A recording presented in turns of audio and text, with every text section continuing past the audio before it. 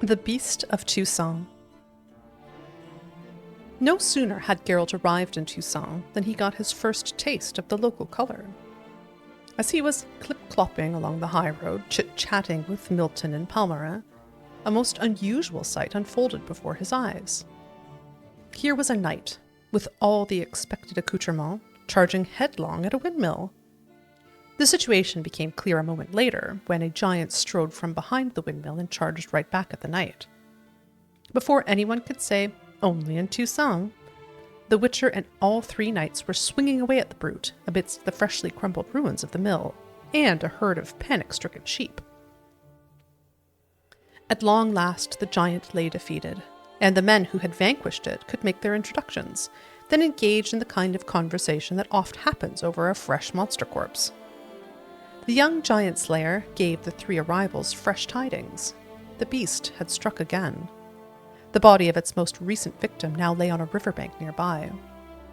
Geralt decided he needed to see it and explore the crime scene, while Milton thought it both wise and courteous to accompany the Witcher.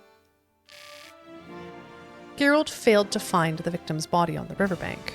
It seemed the ducal guard had removed it to the cool cellars of the Corvo Bianco estate. Ever the ferreter, however, Geralt did spot something the soldiers had overlooked. Based on the item, and with Milton's help, he established the identity of the beast's most recent victim. Yet he failed to define the species, genus, or family of the creature that had perpetrated the crime. Only an autopsy could help him do that. So Geralt set off for Corvo Bianco, alone this time as duties at court had called Milton to the ducal palace. Alas, something wicked had arrived at Corvo Bianco vineyard. As the Witcher drew near the estate, yet was still at some distance, battle sounds reached his ears. On arriving, he saw the bodies of guardsmen, murdered just moments before by a Bruxa. The Witcher promptly defeated the vampiress, who was not the beast itself, but was clearly in league with it.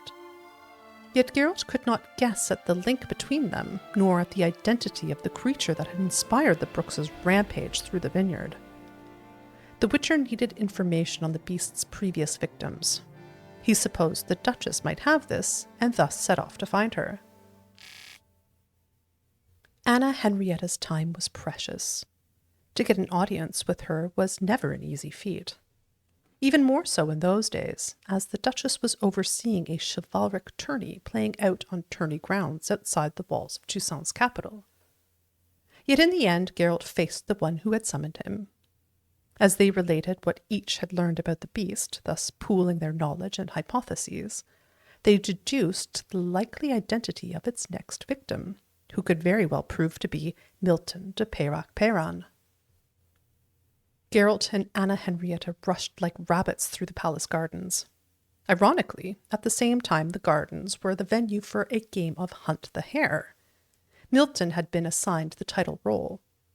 The knight, having donned a bunny rabbit costume, sat hiding in the gardens, waiting to be found by the game's participants based on clues they could win by completing various challenges. Yet the Duchess and the Witcher could spare no time for such nonsense, and set out to win the clues by breaking the rules.